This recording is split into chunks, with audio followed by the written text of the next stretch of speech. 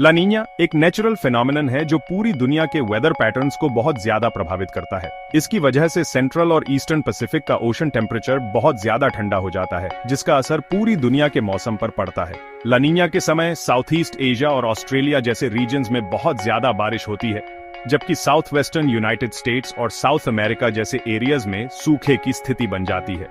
Oceanic और atmospheric dynamics का यह complex interplay extreme weather events का कारण बन सकता है, जैसे कि बाढ़, सूखा और यहां तक कि हरिकेन्स भी। ला नीना आ चुका है और अपने साथ लाया है भारी भरकम तबाही। इंडियन मेट्रोलॉजी डिपार्टमेंट के साइंटिस्ट ने पहले ही वार्न कर दिया है कि 2024 का अंत और 2025 की शुरुआत हद से ज्यादा ठंडी होने वाली है, क्योंकि तापमान असामान्य रूप से घटने वाला है। और इससे बचने के लिए गवर्नमेंट ने भी नागरिकों को इस बारे में पहले से ही चेतावनी दे दी है। बट अजीब बात तो यह है कि अगर आप गौर करोगे ना, तो जिस ठंड की हमें वार्निंग दी जा रही है, उस ठंड का तो इंडिया में अब तक कोई खास नामो निशान ही नहीं दिख रहा है। इनफैक्ट उसका एग्जैक्ट उल्टा ही देखने को मिल रहा है, क्योंकि इसी साल का अक्टूबर नवंबर का महीना तो हिस्टोरिकली स्पीकिंग सबसे गर्म था। इस साल का अक्टूबर तो 1901 के बाद से आज तक का सबसे गर्म अक्टूबर था, और नवंबर नॉर्थ इंडिया का सबसे गर्म नवंबर। तो क्या वाकई में इस साल ला नीना वो तबाही लाएगा जिस बारे में साइंटिस्ट हमें वार्न कर रहे हैं? हाल फिलहाल में ना अगर आप देखोगे तो इंडिया का वेदर कुछ अजीब तरीके से बिहेव कर रहा है।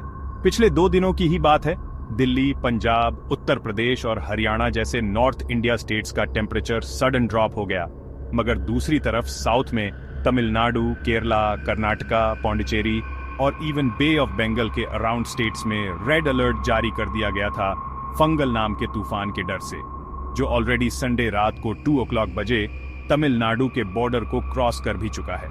मतलब इंडिया लिटरली 2 भागों में बंट चुका है। एक तरफ जहां पर नॉर्थ इंडिया में हार्डकोर टेम्परेचर फ्लक्चुएशंस हो रहे हैं, वहीं दूसरी तरफ साउथ इंडिया बारिश और बाढ़ के चलते डूब रहा है। But it doesn't stop here. दुनिया के दूसरे कोने में थोड़ा सा जूम करते हैं तो वहां पर ना पूरा का पूरा उल्टा ही किस्सा चल रहा है। साउथ अमेरिका जल रहा है।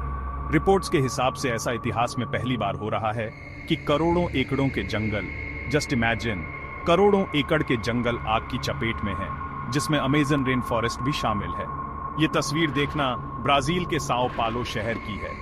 फॉरेस्ट फायर्स की वजह से क्या हाल हो गए हैं साओ पालो, पेरू, बोलिविया, ब्राजील, कोलंबिया और कई सारे साउथ अमेरिकन देश लिटरली जल रहे हैं। पर इन फायर्स के पीछे का सबसे बड़ा कारण है सूखापन, यानी कि फैमिन। नॉर्थ अमेरिका की भी अगर बात करें तो वहां पर भी हालत कुछ खास नहीं है। लॉस एंजलिस और कनेक्टिकट के आसपास काफी भयानक बुश फायर्स हो रहे हैं, जो अब तक आसपास के 100 एकड़ जमीन को जलाकर खाक कर चुके हैं।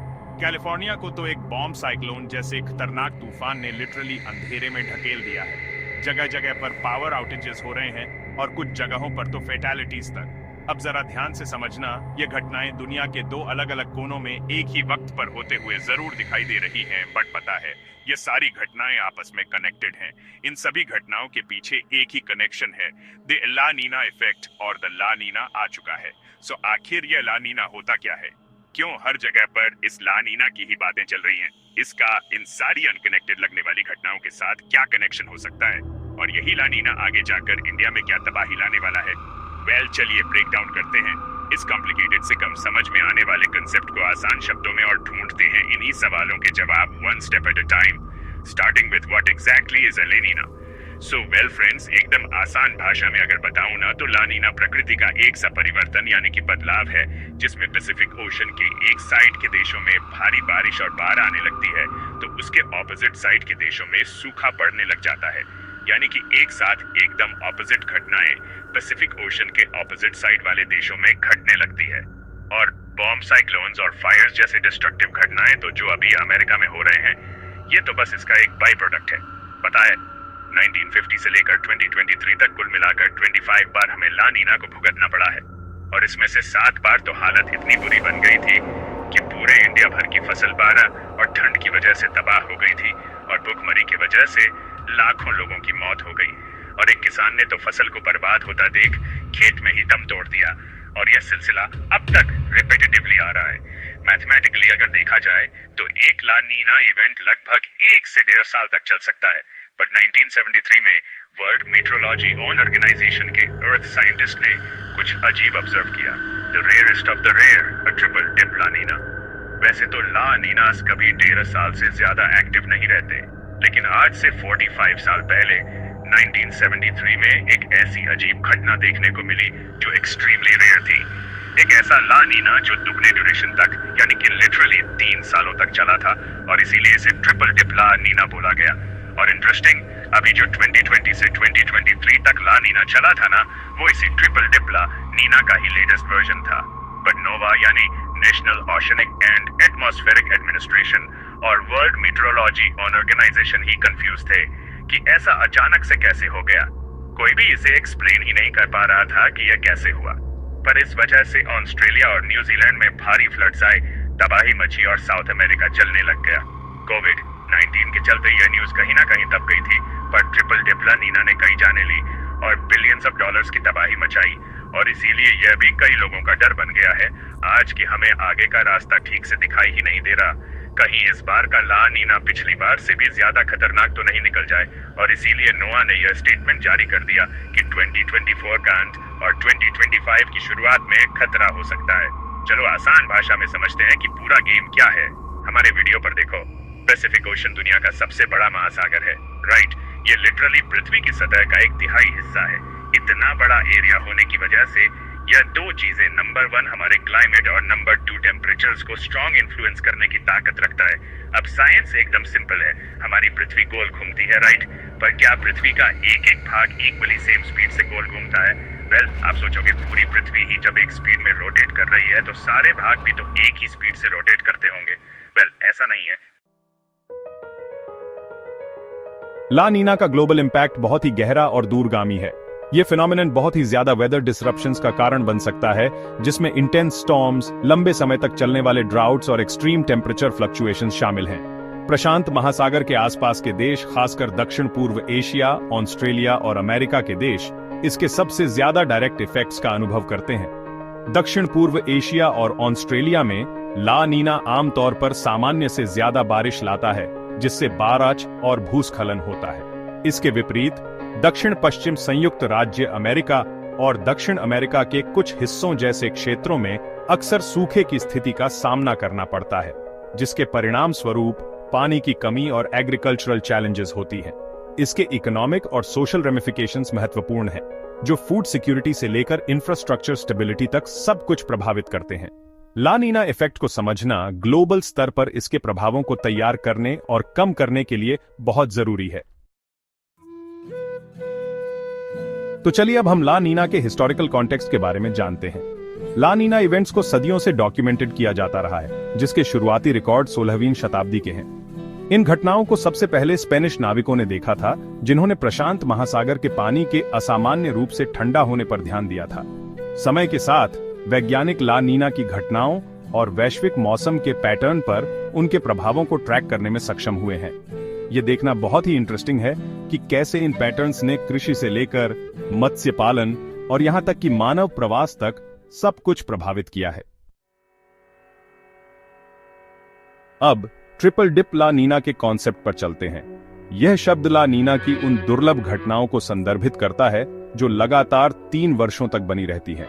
यह एक असामान्य घटना है जिसका वैश्विक मौसम पर महत्वपूर्ण और लंबे समय तक प्रभाव पड़ सकता है। उदाहरण के लिए, एक ट्रिपल डिप ला नीना कुछ क्षेत्रों में सूखे की विस्तारित अवधि का कारण बन सकता है, जबकि दूसरों में अत्यधिक वर्षा और बाढ़ आती है। इन लंबे समय तक चलने वाली घटनाओं को समझना उनके प्रभावों को तैयार करने और कम करने के लिए बहुत जरूरी है। भविष्य की बात करें तो ला नीना के लिए आगे क्या होने वाला है? क्लाइमेट मॉडल्स बताते हैं कि ग्लोबल क्लाइमेट चेंज के कारण ला नीना की घटनाओं की आवृत्ति और तीव्रता भी आ सकती है।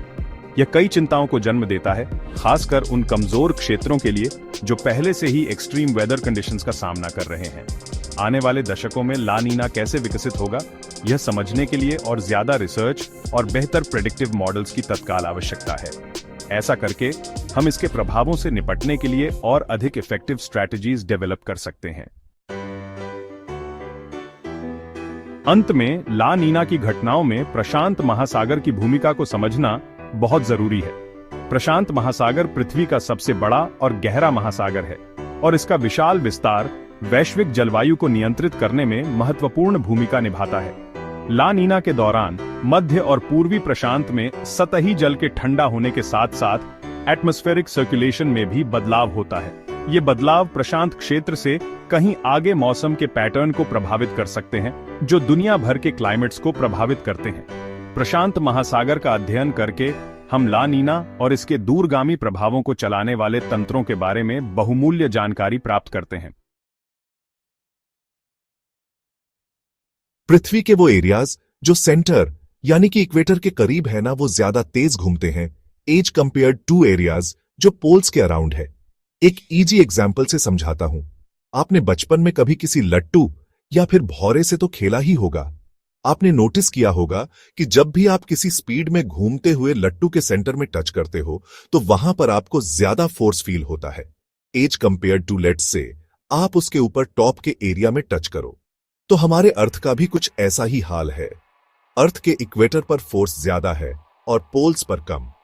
ये इसीलिए क्योंकि अर्थ सेंटर से ज्यादा चौड़ा है as compared to the poles. इसीलिए सेंटर पर जो भी अर्थ का भाग है ना, उस भाग के जो पार्टिकल्स हैं उन्हें अर्थ का एक 360 डिग्रीज रोटेशन कंप्लीट करने के लिए एक लंबा कर्व्ड पैथ ट्रेवल करना पड़ता है एज कंपेयर्ड टू अर्थ के वो भाग के पार्टिकल्स जो पोल्स में है। पर समय तो एक 360 डिग्रीज रोटेशन के लिए सेम ही लगता है दोनों एरियाज के लिए, और इसीलिए रोटेशनल फोर्स ज्यादा फील होता है सेंटर की तरफ। अब चलो, ये तो समझ में आ गया कि पृथ्वी सेंटर में ज्यादा फास्ट स्पिन हो रही है, तो इसका क्या परिणाम हो सकता है? वेल, सबसे बड़ा इफेक्ट पड़ता है विंड पैटर्न्स पर। नॉर्दर्न हेमिस्फीयर में सीधे बहते विंड्स अपने राइट साइड की ओर डिफ्लेक्ट होने लगते हैं और सदर्न हेमिस्फीयर में सीधे बहते विंड्स अपने लेफ्ट साइड की ओर डिफ्लेक्ट होने लगते हैं, बेंड होने लगते हैं, जस्ट क्योंकि हमारी पृथ्वी राइट साइड की ओर तेजी से रोटेट कर रही है। और जितना ज्यादा इक्वेटर की तरफ ये विंड्स बहेंगे ना, उतना ही ज्यादा ये विंड्स डिफ्लेक्ट करेंगे, क्योंकि इक्वेटर की तरफ रोटेशनल स्पीड सबसे फास्ट है। राइट, इसी इफेक्ट को हम कहते हैं द कोरियोस इफेक्ट। टॉर्नेडो जो पृथ्वी के सदर्न हिस्से में घूमते हैं ना, वो क्लॉकवाइज मोशन में स्पिन करते हैं, और नॉर्दर्न हेमिस्फीयर में जो टोरने घूमते हैं वो ठीक उसका उल्टा एंटी क्लॉकवाइज मोशन में घूमते हैं। ऐसा होता है कोरियोलिस इफेक्ट की वजह से ही। टॉर्नेडो के सेंटर में जो उसका ब्लैक वॉर्टेक्स होता है ना, वो एक लो प्रेशर एरिया होता है, और साउथ से इक्वेटर की तरफ बहती स्ट्रेट हवाएं अर्थ के रोटेशन की वजह से लेफ्ट साइड की तरफ कर्व हो जाती है, और उस लो प्रेशर वर्टेक्स के अराउंड एक कर्व्ड मैनर में क्लॉकवाइज डायरेक्शन में स्पाइरल करते चली जाती है। और इसका एग्जैक्ट उल्टा नॉर्दर्न हिस्से की हवाओं के साथ होता है। वो अपने राइट साइड बेंड करती है और फिर लो प्रेशर वर्टेक्स के अराउंड एक एंटी क्लॉकवाइज मोशन में स्पाइरल करती चली जाती है। सो इससे यह तो क्लियर हो गया है कि हमारे अर्थ के रोटेशन का हमारे विंड पैटर्न्स पर कितना बड़ा इफेक्ट पड़ता है, और विंड पैटर्न्स पृथ्वी पर क्या अहम चीज डिसाइड करते हैं। मुझे बताओ, वेल गर्मी लगती है तो क्या लगाते हो ऐसी? ये ऐसी क्या फेंकता है ठंडी हवा? राइट, विंड पैटर्न्स डिसाइड करते हैं कि पृथ्वी पर कौन सी जगह पर क्या टेम्परेचर होगा, क्योंकि अगर ठंडे विंड्स एक जगह से दूसरे गर्म जगह पर मूव कर रहे हो तो वो उस गर्म जगह के टेम्परेचर को ठंडा कर देंगे, और इसका उल्टा भी होता है। जब गर्म हवा किसी एक भाग से दूसरे ठंडे भाग में ट्रेवल करे तो वहां पर वो गर्मी ला देंगे। सो यह फंडामेंटल समझने के बाद अब आते हैं दोबारा से हमारे सबसे बड़े ओशन पैसिफिक ओशन पर। पृथ्वी का 1/3 हिस्सा जहां पर ही मेन एक्शन है। पैसिफिक ओशन का, जैसे आप देख सकते हो, अच्छा खासा हिस्सा इक्वेटोरियल रीजन में स्थित है, जिस रीजन के अराउंड ये सारे देश मौजूद है, और हमारे इंडिया का सदर्न टिप भी। अब मुझे बताओ, वेस्ट ऑन जितना भी हमने सीखा, पैसिफिक ओशन के साउथ ईस्टर्न पार्ट में विंड्स के बहने का डायरेक्शन या पैटर्न क्या होना चाहिए? सोचो, ऑन ऑफ कोर्स राइट से लेफ्ट की तरफ, यानी कि ईस्ट से वेस्ट की तरफ। राइट, और इसीलिए ये सदर्न पैसिफिक एरियाज का एक नॉर्मल नेचुरल विंड पैटर्न है, जिसे हम ट्रेड विंड्स कहते हैं। यह नाम ट्रेडर्स ने रखा था, जो पुराने समय में इन्हीं विंड्स के सहारे वेस्ट से ईस्ट ट्रेडिंग करने के लिए सेल किया करते थे। अब जैसे हमने जाना था कि विंड पैटर्न्स टेम्परेचर को रेगुलेट करते हैं, या तो कोल्ड एयर या तो हॉट एयर को अपने साथ कैरी करके, और इसीलिए इसी सदर्न पैसिफिक के टेम्परेचर फ्लक्चुएशन और विंड पैटर्न से एक इंपॉर्टेंट साइकिल क्रिएट होता है, जिसे हम एंसो कहते हैं। जिसका फुल फॉर्म है एल न्यू सिदरनोसिन। ओसिन का मतलब फ्लक्चुएशंस, मगर फ्लक्चुएशन किसका? फ्लक्चुएशन टेम्परेचर का, हीट का।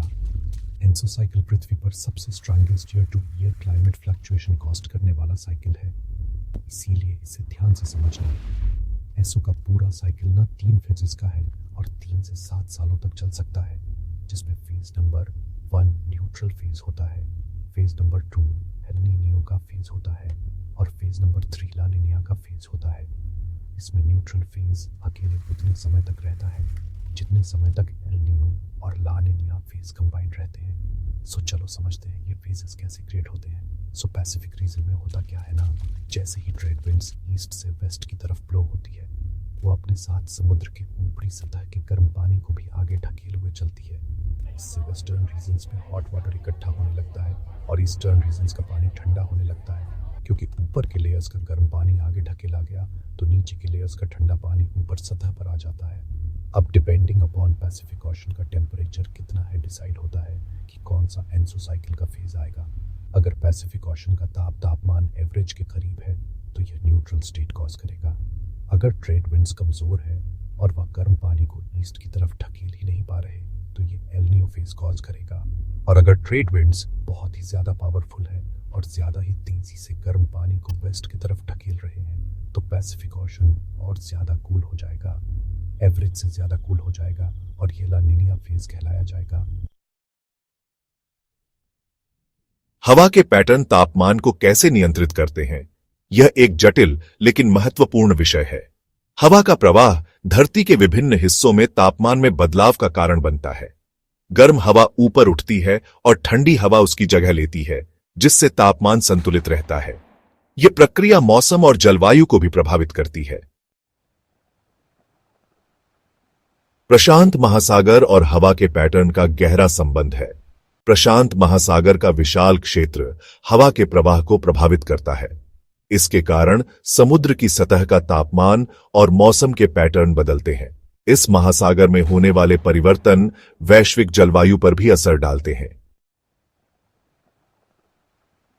ईएनएसओ चक्र यानी एल नीनो और ला नीना घटनाओं का चक्र प्रशांत महासागर और वैश्विक जलवायु पर महत्वपूर्ण प्रभाव डालता है। यह चक्र समुद्री सतह के तापमान और हवा के पैटर्न में बदलाव के कारण उत्पन्न होता है। एल नीनो और ला नीना घटनाएं मौसम की चरम सीमाओं का कारण बन सकती हैं, जैसे सूखा या बाढ़। ईएनएसओ चक्र के 3 प्रमुख चरण होते हैं: एल नीनो, ला नीना और न्यूट्रल अवस्था। एल नीनो के दौरान प्रशांत महासागर का तापमान सामान्य से अधिक गर्म हो जाता है। ला नीना के दौरान यह तापमान सामान्य से ठंडा हो जाता है।